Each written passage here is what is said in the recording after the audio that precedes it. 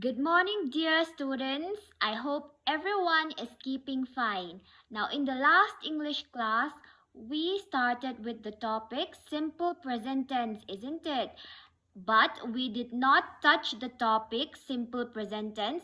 We learned two very important concepts in order to understand simple present tense, that is subject and action, isn't it? So today we are going to learn the main part, that is simple present tense. All right.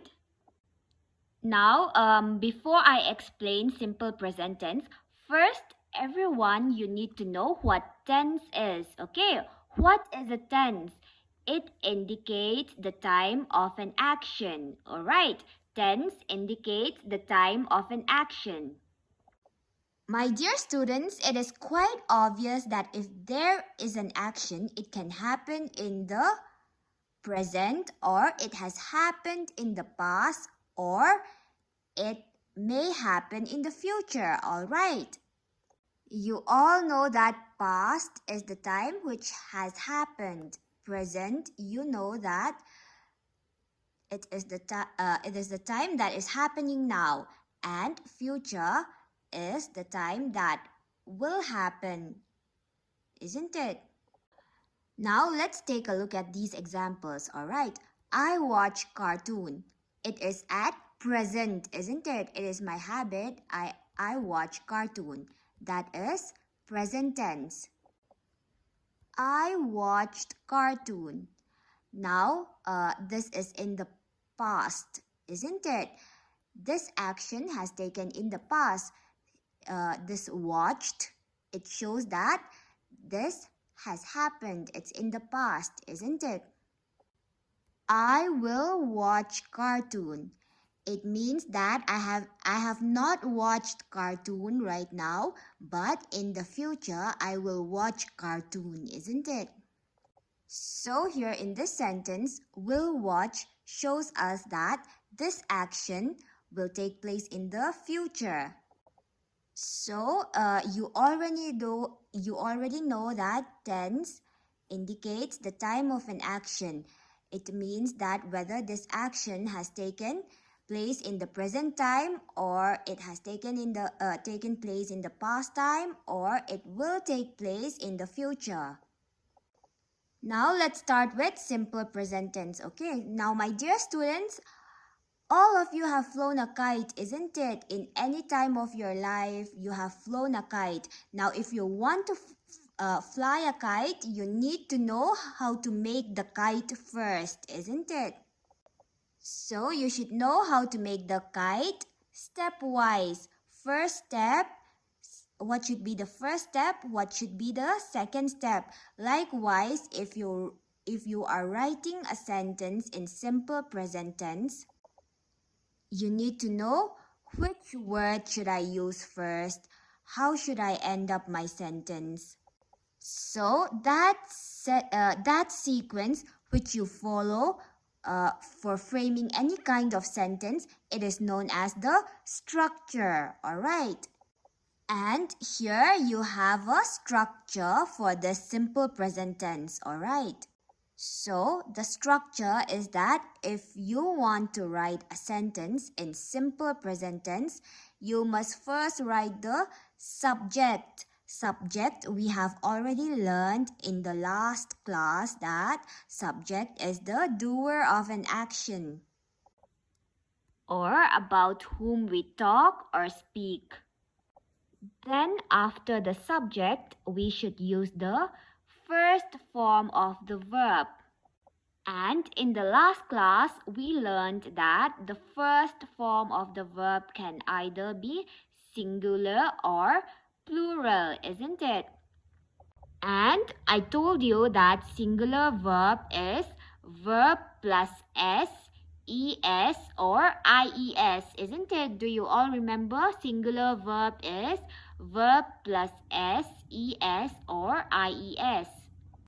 And plural verb is verb not ending in s, es or ies, isn't it?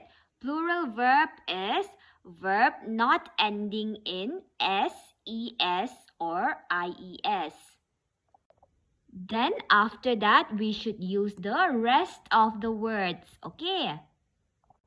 Okay, now again, I will repeat the structure, okay? The sequence that you should follow while writing any sentence in simple present tense. You must follow this structure, okay? It is subject plus first form of the verb and then the other words. But here, when you follow this pattern, okay, subject plus first form of the verb plus other words, you have to keep 3 important rules in mind, okay? 3 very important rules. The first rule is singular subject takes singular verb, which means that if the doer of the action is singular or about whom you are talking is singular, then you should use singular verb. That means verb plus s, es or ies. The next rule is plural subject takes plural verb. It means if the subject who is doing the action or about whom you are talking, if it is plural, means more than one, you should use a plural verb, that is verb not ending in s, es or ies. Plural verb, that is verb not ending in s, es or ies. Now the third important rule is if the subject about whom you are talking, the doer of the action, if it is I or if it is you, in both the cases, you should always use a plural verb. That is the verb which is not ending in s, es or ies. Plural verb is the verb that is not ending in s, es or ies. Now students, let's go through some examples, okay? She eats food. As you can see in this sentence, this she, it stands for a single female. So here we have used eat. Eat is a verb, but we have added s to it. We have added s to it so that it becomes a singular verb. And she is also singular, so she eats food. The next sentence, we eat food. We, you know that it is a pronoun used for many people, isn't it? So, we is plural and here we are using a plural verb eat. That is the verb not ending in s, es or ies. The next sentence, I eat food. Now, I've already told you that if the subject is I or you, in both the cases, you should use a plural verb. That is the verb that is not ending in s, es or ies. Now, the next sentence, they eat food. They is used for so many people. It is a plural subject. So here we have used eat. Eat is a plural verb. It is not ending in s, es or ies. Now the next example, we eat food. Again, this we, it is used for so many people, isn't it? We is a plural subject and we are using a plural verb. Eat. It is not ending in s, es or ies, isn't it? So it is a plural verb. Now the last example, he eats food. You know that he stands for a singular male, isn't it? So he is a singular subject. So here we used eats. Eats is also a singular verb. So here you can see that the structure, the sequence that you have to follow When you write any sentence, when you speak any sentence, or when you read any sentence in simple present tense, the first thing that you have to write is subject, and the next is the first form of the verb. Then after that, you have to write the other remaining words. When you follow this sequence, you have to bear 3 important rules in mind. The first thing is, if your subject is singular, you will always use a singular verb. A singular verb is a verb with s or es or ies at the end. Now the next rule is, if the subject you are using, if it is a plural one, if it is a plural subject, if it is more than one, you must always use a plural verb. And the last is, if the subject is I or you should always use a plural verb.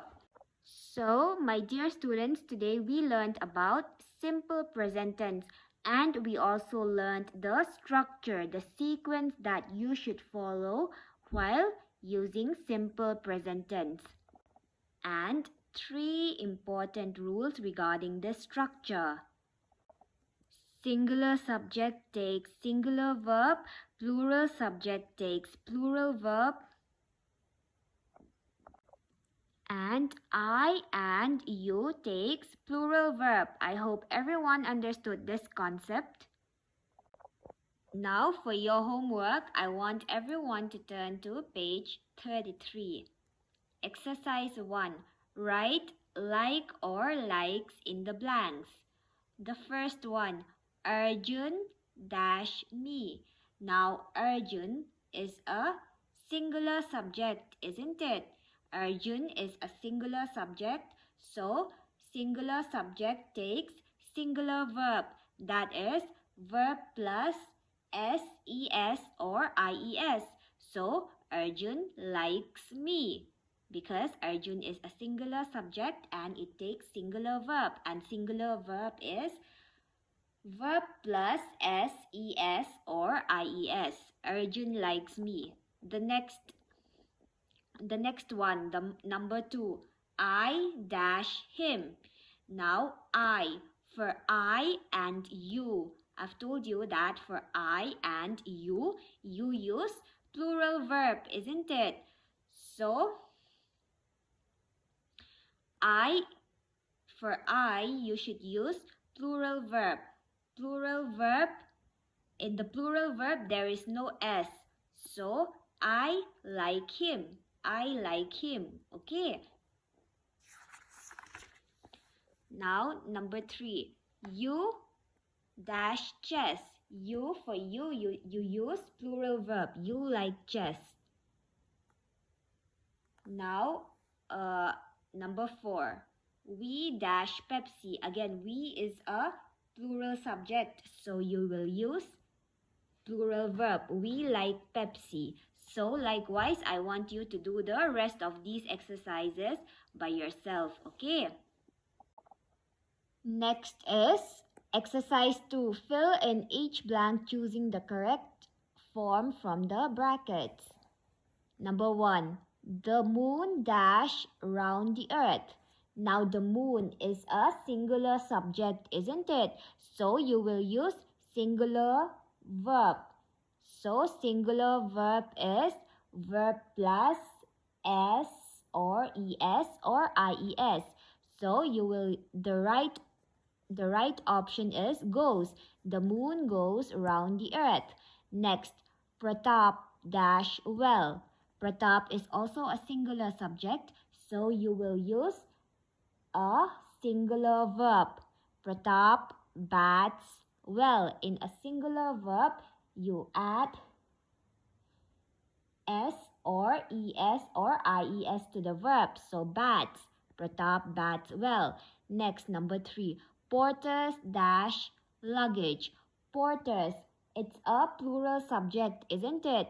So if it is a plural subject, you are supposed to use plural verb.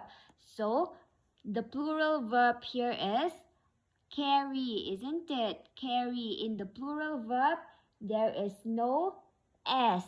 So porters carry luggage. Okay, so I want everyone to do the rest of these exercises by yourself.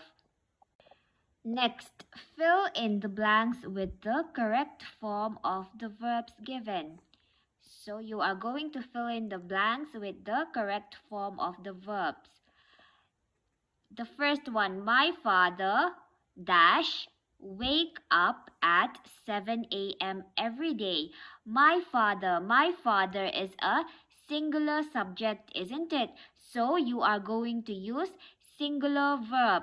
Singular verb is verb plus s, es or ies, isn't it? So you are going to use the singular verb. Alright, here. That is, you are going to add s to wake. My father wakes up at 7 a.m. every day.